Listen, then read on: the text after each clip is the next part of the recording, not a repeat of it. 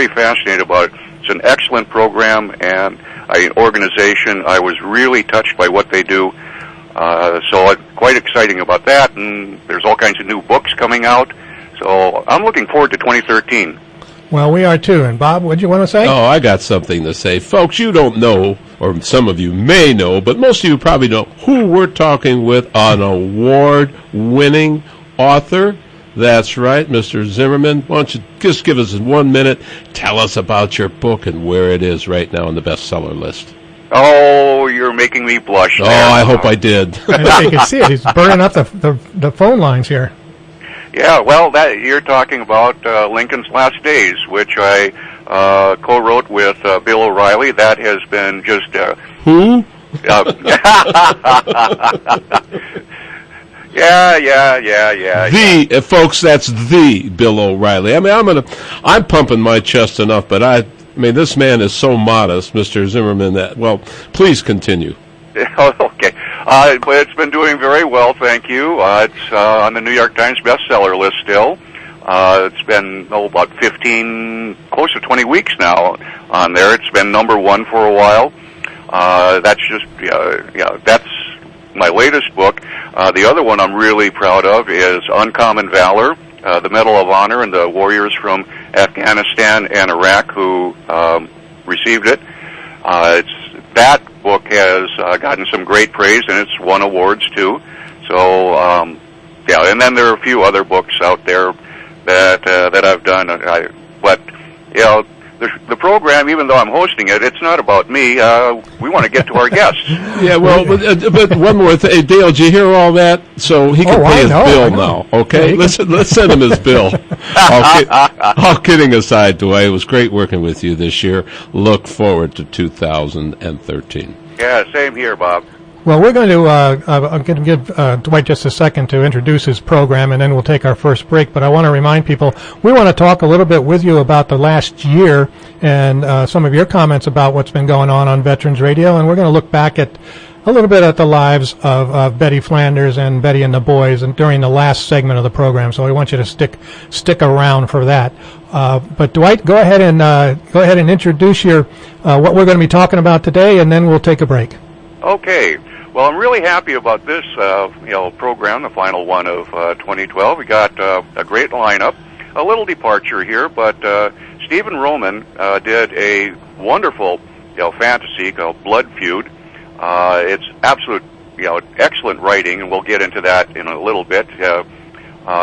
Basically, if you've got a teenage daughter or granddaughter or know someone who does, this is a book that's worth paying attention to. And the other book is Stand To, A Journey to Manhood by E. Franklin Evans. This is his memoir of his experiences in Vietnam, where he went from a raw teenager to a combat veteran. And it's a very moving story, and I was deeply touched by many of the passages in there, and I'm just so happy that he is going to be on our show. The book has won a couple of really good awards, the gold medal from the Military Writers Society, and the and Author of the Year in Georgia Writers Organization.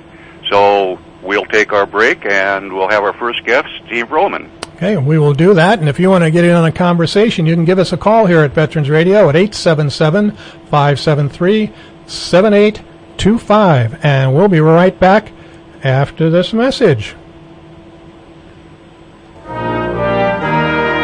And we are back here on Veterans Radio with Dwight Zimmerman and his guest. And Dwight, you're ready to go. Thank you, Dale. Okay, our first guest this morning is author Stephen A. Roman, who has written an absolutely thrilling and exciting book called Blood Feud. It's the first book in the saga of Pandora Zweiback. Steve, welcome aboard. Hey, that's me. Morning, guys. Yep. Thanks for having me on. Oh, you're quite welcome. Thank you for being here. So, you wrote a really decent book here. Thank you. Tell our listeners a little bit about the story. Well, it's, I would think, outside the norm for most of your listeners, but it's the story of a 16-year-old girl who lives in New York, She's part of the goth culture, so that she wears a lot of black, a lot of makeup, but that's only her outward appearance. She's actually a very likable, very lovable girl who is loyal to her parents. She loves her parents a lot, even though they're divorced, and loyal to her friends and very adventurous and outspoken. She has a dark part to her history because for the past 10 years, she has been seeing monsters which had been diagnosed as paranoid schizophrenia. But considering that this is an urban fantasy novel, it turns out that actually her ability to see monsters is a hidden gift that she never knew that she had. And in the story of Blood Feud, she meets an immortal monster hunter named Sebastian, who guides her through the knowledge of what her gift actually is, and sort of sets her on the path to where her story will be going. Yeah, the thing that I found fascinating here was how you tapped into teenage angst and alienation. It was really, quite moving, in that. Could you elaborate on that, please? There's actually a lot of Pan that I'm not sure where it came from. I may be tapping into old background as a teenager myself, where I was sort of the oddball in school, and the ways that I dealt with it. Pan is sort of has aspects of me, but I was never as alienated as she feels in the book. And a lot of that, in her case, has to do with the fact of believing that she was suffering from a disorder. And so that separates her from the children in the high school that she attends, where she was sort of the new girl. So she was even more alienated from her situation because of the fact that she's the new girl in school and not quite fitting in. And so it's taking what's really been out there, what a lot of kids are going through today, and just using Pan as sort of a stand-in for them, and hopefully showing them a way that beyond the fantasy trappings, there is a way to get through their problems.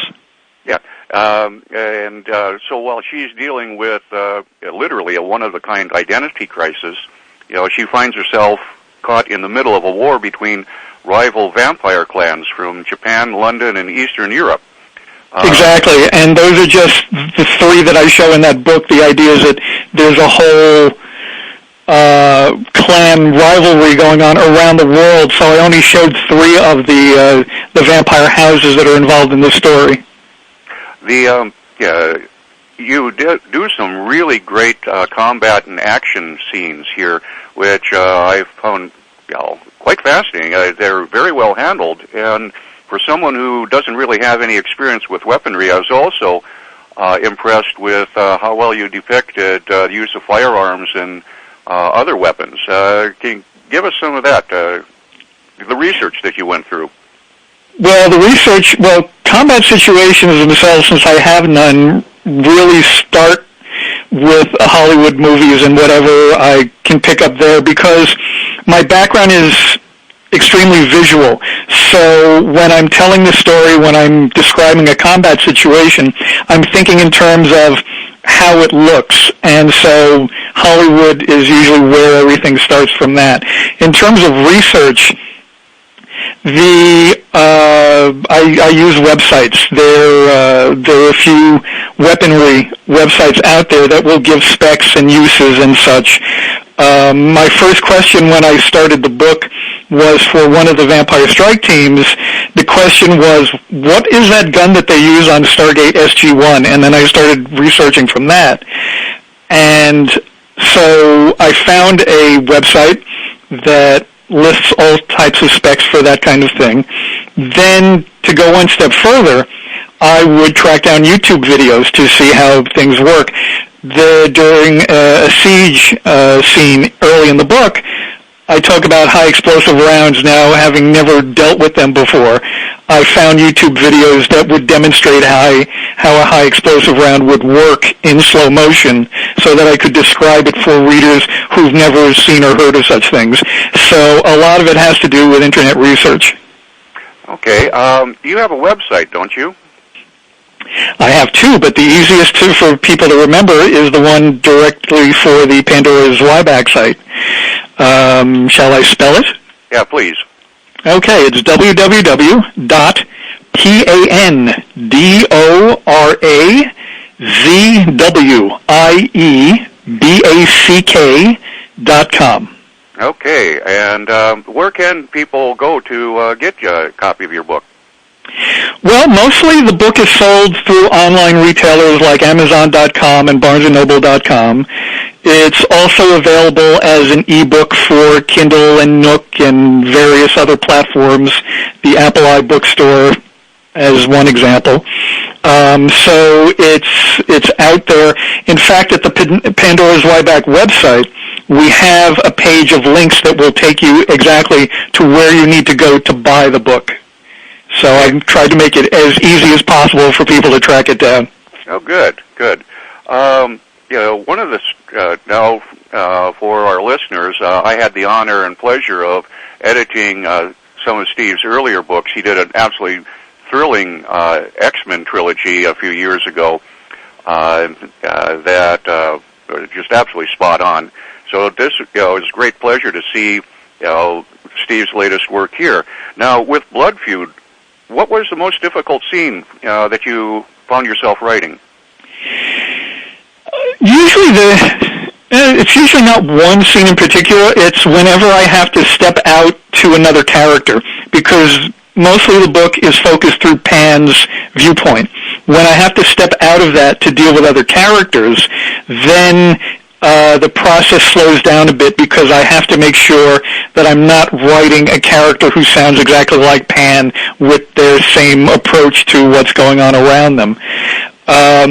The vampires, when I write them, are a little more difficult just because they're a little more formal in how I write their speech patterns and stuff, and Pan is much easier because she has a normal teenage speech pattern without the overuse of the word like in a sentence.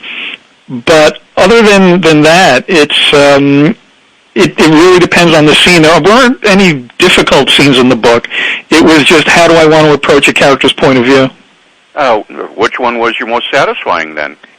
The most satisfying one actually is a very short father-daughter scene between Pan and her dad after she's discovered that she's not the girl that she thought she was, and that there's a whole new world in front of her now that she's discovered that she has this special vision that allows her to see the monsters that actually exist in the world. So it's her sitting on the rooftop of her dad's apartment building watching the sunrise, and her father comes up to join her, and there's just a little bonding scene there that became my favorite scene in the book, and it wasn't actually there in the first draft. It was just something that came about as I was revising the manuscript. Was this, did you see this as being the pivotal moment in the book, or was there something else that was pivotal? No, it really is, because that's when Pan goes from being this very troubled girl to a girl who now sees that there's an entire world before her, and she can see it with new eyes, and she's very excited about it. So I think for her, it's a major character turn, and it really sets the tone for where she goes after that. Okay. Now, tell us about Pan's physical appearance, because she's not, even though you have a comic book background yourself, it's not, she doesn't have the exaggerated physique of comic book heroines. No, that was actually an intentional approach. My comic book background would normally say that Pan should be 5'7" and busty and very curvy, like a superheroine. And I thought that would be completely the wrong way to go. And in fact, there are so many girls out there who have body issues, and magazines that push that on you, that you're too overweight or you're too short or anything that can possibly be wrong with someone. It's referred to as body snarking. And so I wanted to take Pan in the opposite direction. So she's short and cute and not busty, and it was to try and make her more approachable to young girls who might be reading the book, even adult women who have read the book, like the fact that Pan does not fall under the Hollywood stereotype of what an action heroine should be. And so I'm pleased with how that turned out and the reaction that she's gotten because of it. Okay, well, we're coming close to the break time, so real quickly, to our listeners, who have a teenage daughter or granddaughter or know someone who does, what reason would you give for them to say, this is a book for those people? I would say that if you're looking for a book that stars a girl who is smart and funny and self-reliant, who doesn't take a lot of garbage from people, and is very adventurous without being the girlfriend of somebody who has to protect her, she's the one who takes the lead, then this is a book that you should definitely check out. Okay. Well, Steve, have you gotten any comments from teenage girls on the story? I've gotten quite a few comments from teenage girls, but actually the ones that show me that I'm going in the right direction tend to come from adult women. The new favorite anecdote that I have comes from this past October's New York Comic Con, where I described Pan and all her background to this one woman who was interested in buying the book, and then she said to me, "That sounds like a fascinating character. Is the woman who wrote that book here?" And I pointed to the book's cover where my name was, and I pointed to my badge, and she went, "Oh my God, it's you. Well, you get it. You understand it." And so she bought the book right away. And that shows me that I'm doing a good job if there can be that misconception. Yes, indeed. So again, if you tell people where they can pick up Blood Feud? Well, if they go to the Pandora's Zweiback website, we have links. There's a button that says Buy the Book, and that will take you to a list of retailers that you can buy the book from, like Amazon.com and BarnesandNoble.com. Okay, that's really great. And really happy for that. Now, are you working on a sequel? I am working on the sequel. It's called Blood Rain. It picks up where Blood Feud leaves off, and it involves a much larger picture from Blood Feud. Blood Feud was more of an intimate portrayal of a girl dealing with this larger world that she's been living in and never knowing it. Now the second book is this is the world that she lives in and how she has to deal with it, and all the complications that came about from the events in Blood Feud. Okay. I want to get back. Tell us a little bit more about the vampires involved in in this book, Blood Feud. Well, the vampires I wanted to try and make interesting. They're not what has become the type of vampire today. They're the overly romantic, Twilight-inspired sort of vampires. These are more of the vampires that I was familiar with when I was growing up reading horror comics and watching horror movies. So they're bloodthirsty, but they're very genteel in some respects and upper crust. One group in particular comes from Japan, and that was the group that I had the most fun writing because all the vampires in that group wear a fashion style that's popular called elegant and gothic Lolita. So it's very much sort of black and white Alice in Wonderland, pinafores and lace and such things, but with a goth sensibility attached to it. So it's much darker in tone. And so I'd never really seen that before used for vampires, so I thought it would be an interesting approach to it. And because anime and manga from Japan, the comics and the animated features, are very popular in the United States today. So what those Gothic Lolita vampires wear in the book are exactly what you would see at a convention being worn by a teenage girl who is into that kind of material. Okay, and then what about that group from Eastern Europe? Those guys are pretty deadly, even by vampire standards. The Eastern Europe strike team is heavily inspired by the Underworld movies, in that they all wear leather combat outfits and they move quickly, and so it's my nod to Hollywood in that by presenting a team that's sort of out of one of those films. The idea of making the vampires brutal as they are was really, I figured that's how they should be. If they're going to be a strike team, then they are the elite warriors of their clan. And so they have to move quickly, and they have to make on-site decisions.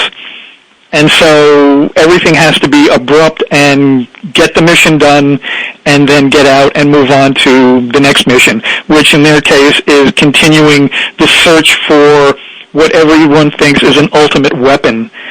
So they attack one site early in the book, and they get information on where they might be able to track it down, and then they head right for a confrontation with the next person in line for that. So I thought it was important to have the vampires not be the adorable, sparkly, lovable ones that have sort of overtaken dark fantasy fiction these days, and to go back to vampires being not very nice people. Tell us about this ageless monster hunter. The ageless monster hunter is named Sebastienne Mazarin. She's 400 years old. She's half French and half Brazilian. And she's been fighting monsters almost for all 400 years. She is inspired by the Highlander film franchise and crossed with any number of vampire hunters over the years.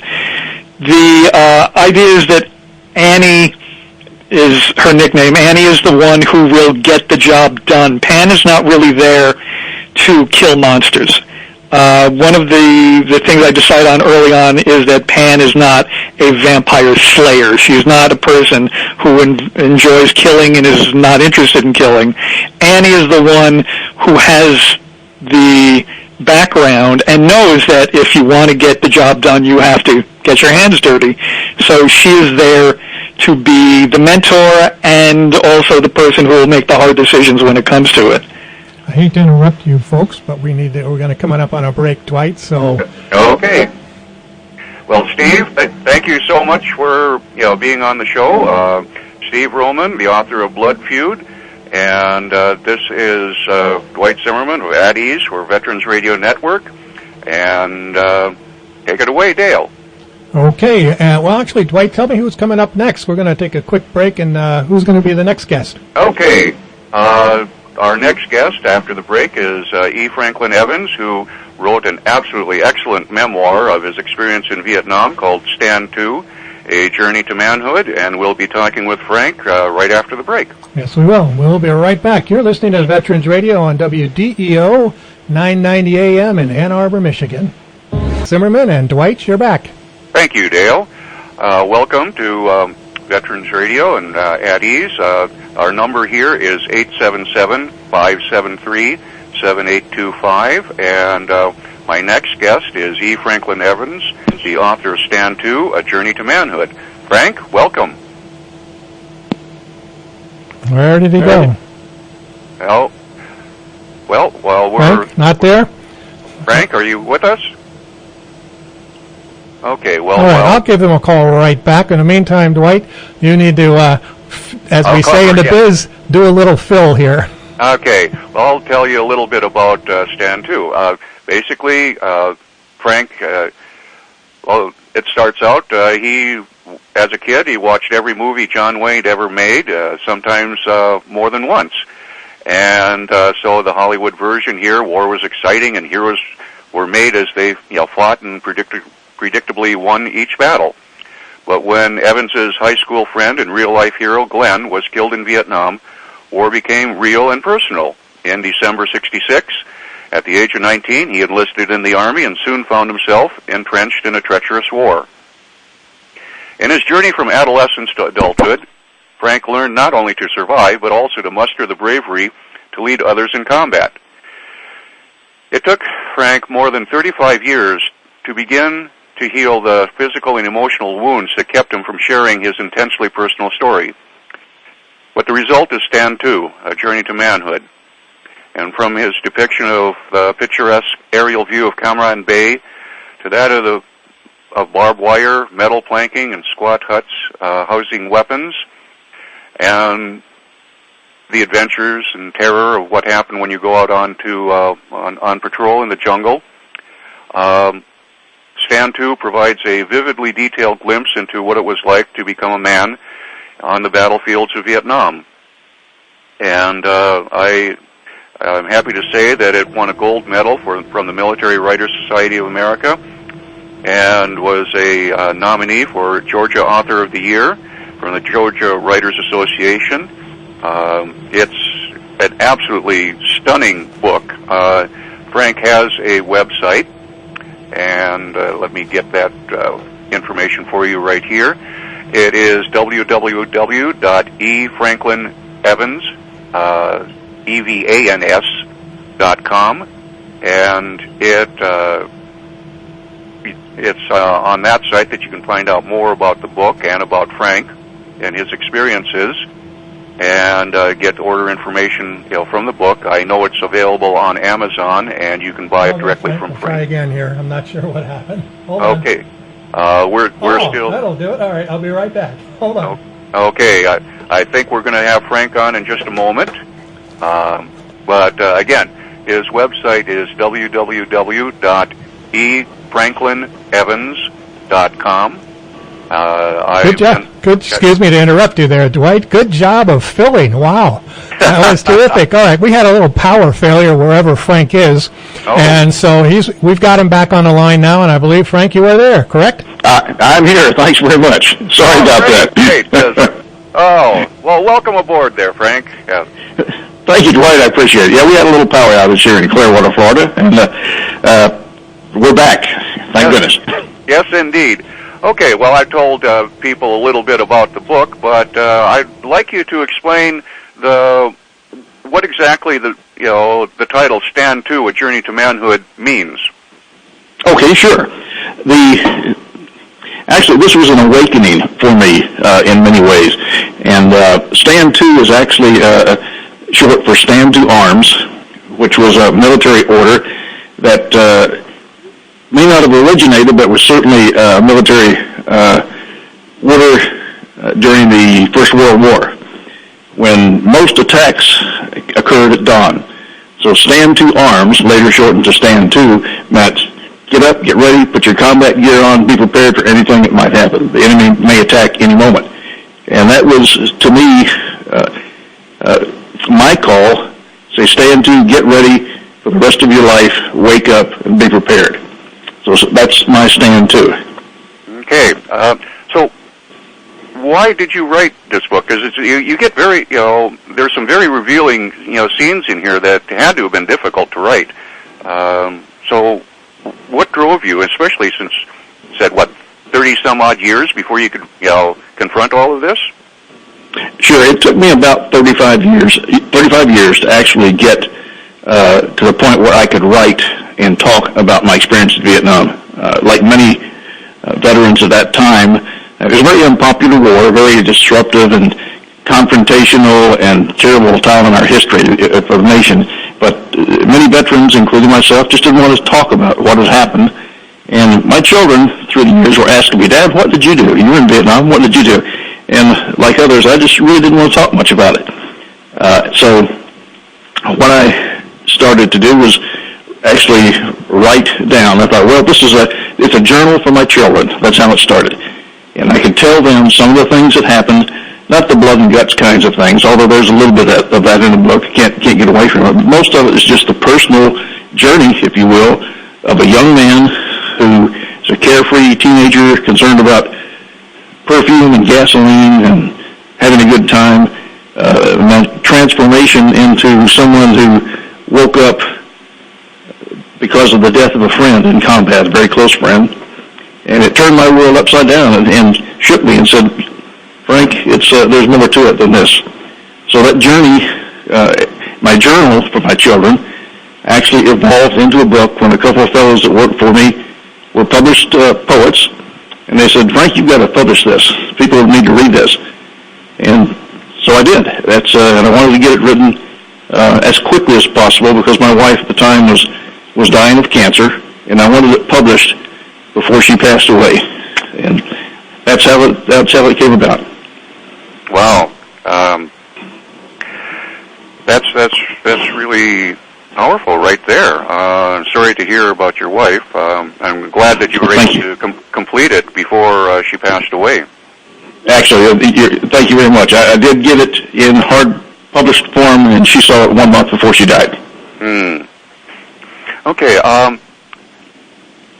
Tell us about what you were feeling when the airplane carrying you into Vietnam, your first sights of Vietnam. Was it what you expected, or? Well, it wasn't exactly what I expected.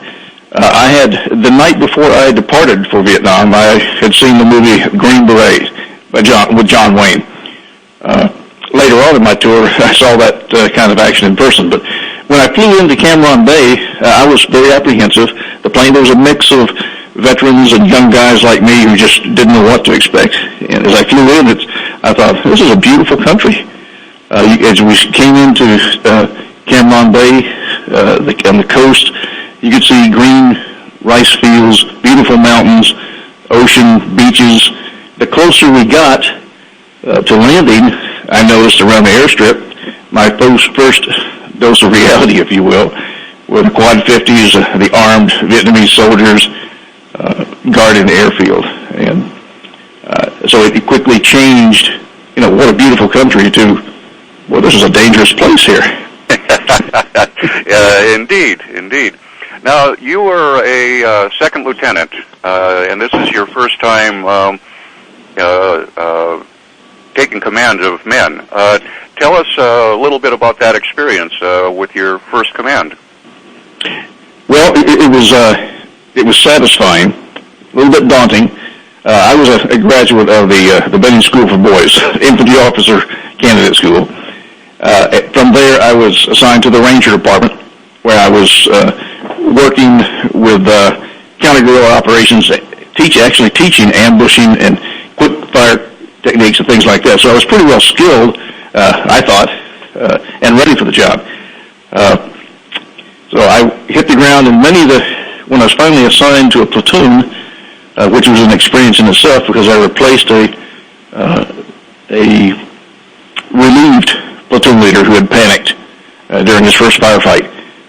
My introduction was the company commander saying, Lieutenant Woods, pack your stuff, you're relieved. Lieutenant Evans is here to replace you. So it hit me right in the face, and all of a sudden I was in charge of about 30 people, some of who were older, many of who were my age or younger, but it was me they looked to. Fortunately, I did have a seasoned platoon sergeant to help me along the way, but it was quite exciting and at the same time pretty scary. Yeah. What year was it that you did your first tour there? Well, this was 1968. Okay. August 1968. Okay. Now, life in a combat zone is not all fighting. No. And you're so. And what a lot of people who are not veterans, haven't been, in combat situations, it's amazing at how much everything is, just every aspect of life. It just tends to be more so, if I may use that term. Tell us a little bit about your first patrol there, and particularly there's this experience he had with some red peppers. Oh, yes, I remember that well. Well, as you said, a lot of people have a misconception about combat, but the guy gets off the plane under mortar attack, crawls to the airstrip, they throw him an M16, he goes off in the jungle, and 12 months later he crawls out of the jungle, throws his M16, gets on the plane, and leaves. Well, it's not quite like that. There's a lot of mundane times, but this particular incident you're talking about was we were on a patrol, our company was, and we had assigned with us some Kit Carson scouts, which were former VC who had entered the Chu Hoi program, in other words, gave up and decided to work with the South Vietnamese as scouts. So the program was called Kit Carson Scouts. I had 3 of those assigned to my platoon, and frankly, I was quite concerned about their loyalties. But besides that fact, they were ahead of me as we were going through the jungle. And as I had in Fort Benning in my training, we would walk through the woods, and we would reach over and pick up blackberries and just eat blackberries on the way. A nice little treat. Well, I noticed ahead of me the 3 Kit Carson scouts were picking these little red peppers, I guess, off the little trees as we walked through the jungle, and just popping them in the mouth and eating them. And I thought, okay. So as I passed the bush, I reached down, picked up one, popped it in my mouth, actually bit the tip of it off, and it exploded in my mouth. I mean, I have never tasted anything as hot in my life. I sputtered, coughed, choked, turned red. It's like I'd been poisoned. I couldn't talk. So it's apparently they were very well accustomed to the hot peppers, and obviously I wasn't. It took me a little bit of time to recover. Everyone thought it was hilarious except for me. Yes, indeed.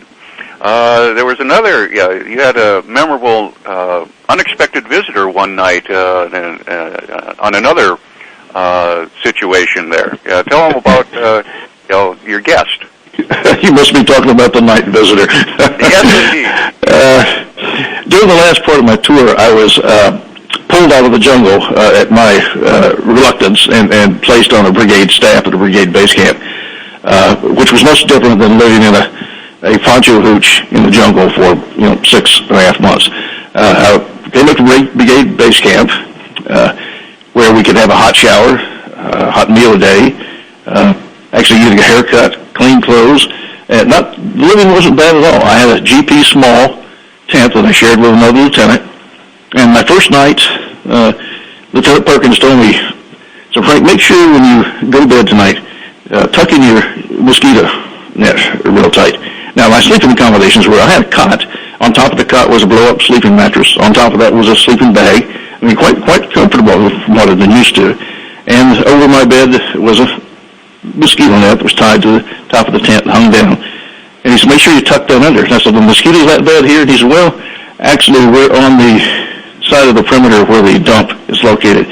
And there's a lot of rodents around here, so just make sure you want to tuck it in. I said, oh, okay.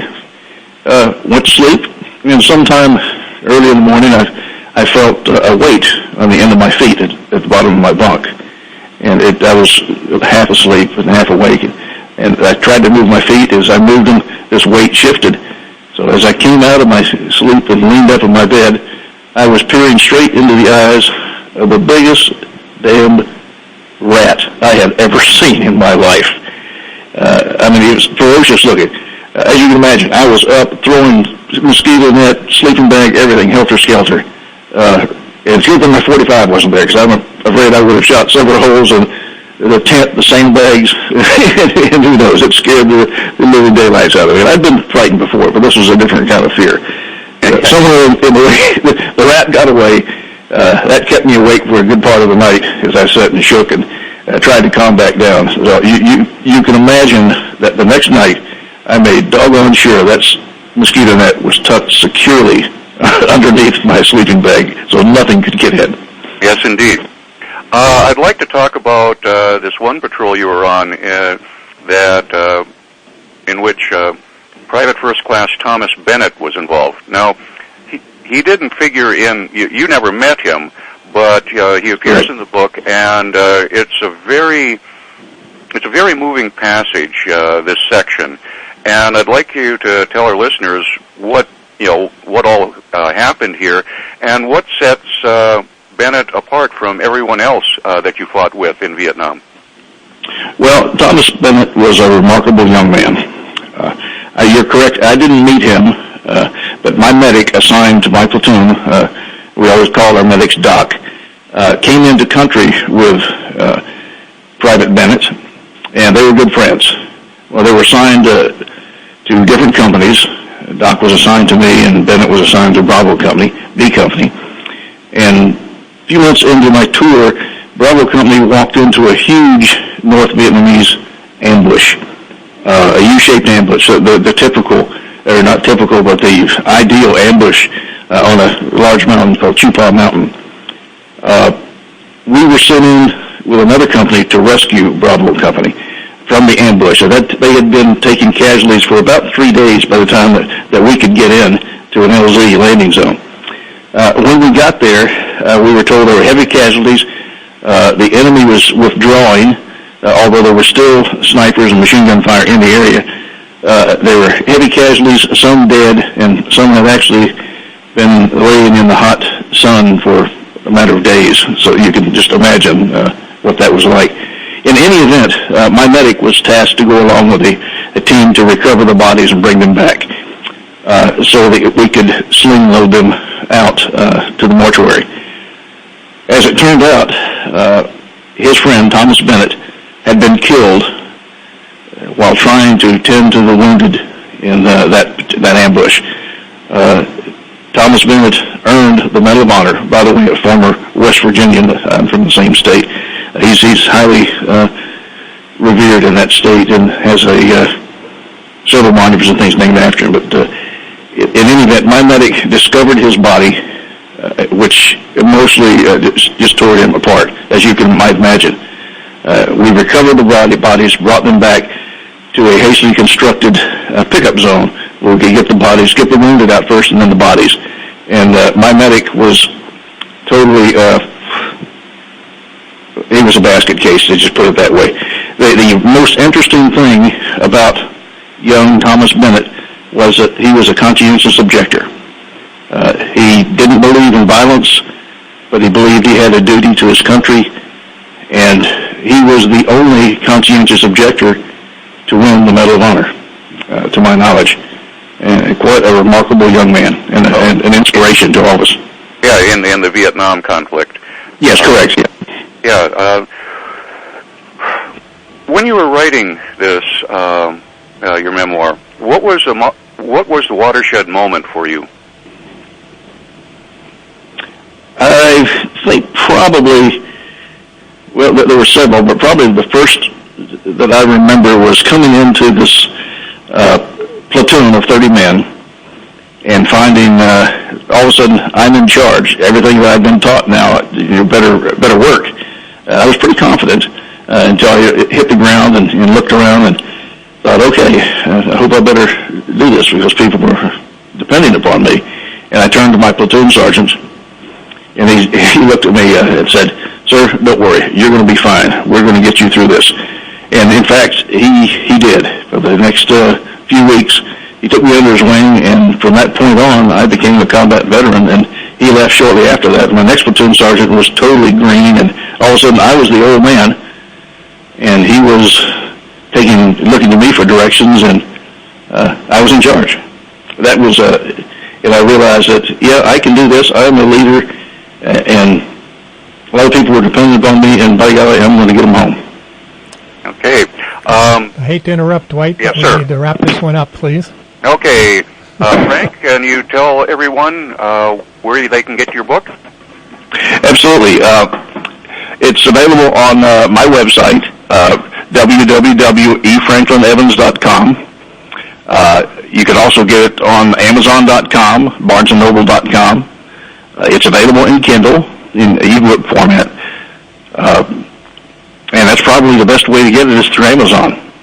Okay. Well, Frank, I'm so happy to have had you on our program. Thank you very much. I hope you have a great 2013. Well, thank you, Dwight. Happy New Year to you, and I appreciate the opportunity for having me with you this morning. Okay. So you're listening to At Ease at Veterans Radio Network. Take it away, Dale. Okie dokie, and we'll be right back. We're going to take a look back at some of our older programs, and also we want to talk a little bit about Betty Flanders and Betty and her boys. We're going to take a quick break. We'll be right back. And we're back on Veterans Radio, and I just needed to play that little tune there because there's two women that I want to talk about just briefly, and Bob is joining me now on the air also. Oh, yeah. By the way, Betty probably knew the chords to that one. I'm sure that she did. This woman knew everything, I think. Did. She was a walking jukebox. Let me talk, yeah, right,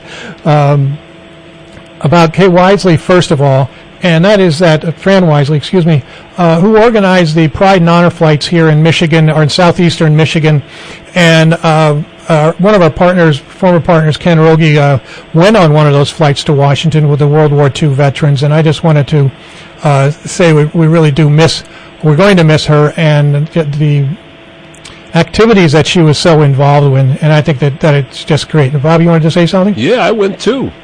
You went there? Yes, sir. Wow, boy, when was that? I think about a year ago. Yep.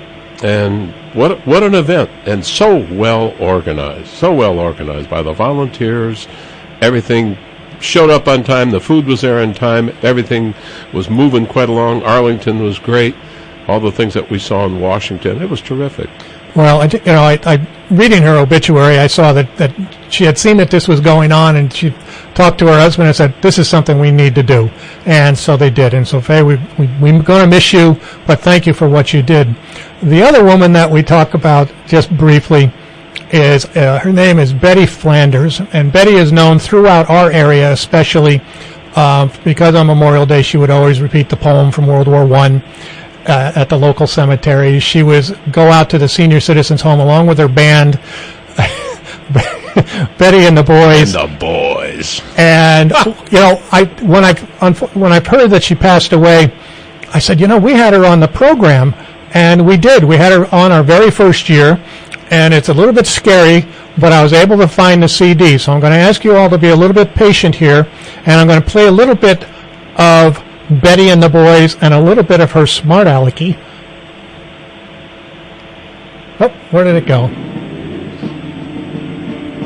I bet I lost it. Hold on, I'm going to cue this up, Bob. You can talk. Yeah, well, I can say a few things. When I first met Betty, and I mean first time, and she was a delightful lady, about 5'0", and she had this real effervescent, eclectic, up attitude, because there I was setting up the equipment. We were going to record her, and while she's playing, she looked over at me and she says, "Well there, who are you?" In a very flirtatious voice, which is another one of her signatures. She was able to charm the socks off of everyone, and deservedly so, because she was a charming person. It was absolutely all real. Her whole attitude was real. Her musical talent was real. Everything about her. And if you get a chance, folks, Betty, B-E-T-T-Y, Flanders, F-L-A-U-N-D-E-R-S. She died last week in Ann Arbor. Why don't you give that a Google and take a look at her obit and read all the things that she did. And the woman, just to say that she was remarkable is a true understatement. Testing one, two. There we go. Oh, there we are. Go ahead. Cranked it up a little bit, man. Some little problem, no.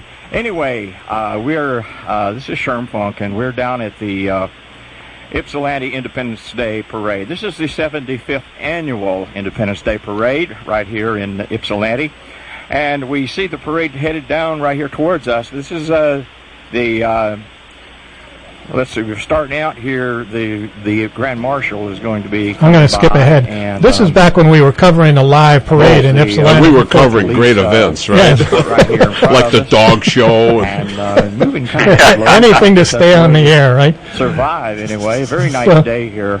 We're going to skip ahead here, and I'll be right back. Anyway, continuation. I was working so hard to find this segment last night when she talks about with her friend Michigan, Ralph Hardesty, who sang with Betty and the Boys, and unfortunately both of them have passed away. Betty was 89 years old. She was a member of the USO back in the 40s, and she just continued on entertaining everybody. May I say just something, who the boys were? Now, these folks were all in their 80s, 70s and 80s, and they were not senile. They were not where you might say, oh, yeah, right, yeah. I mean, they were serious musicians. The boys. She had to have the boys. There was a drummer, that's all he did was drum. Even after the song was over, he kept going. So they were... who else did they have, Dale? Did they have a trumpet or a sax, was it? They had a piano player?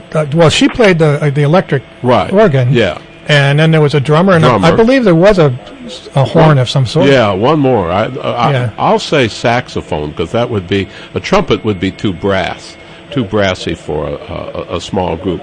Well, what a name. Betty and the Boys. And as soon as they came on stage, everything got excited, because she was excited. The music was excited. The woman traveled with the USO. Oh, did you find it? I found something here. Oh,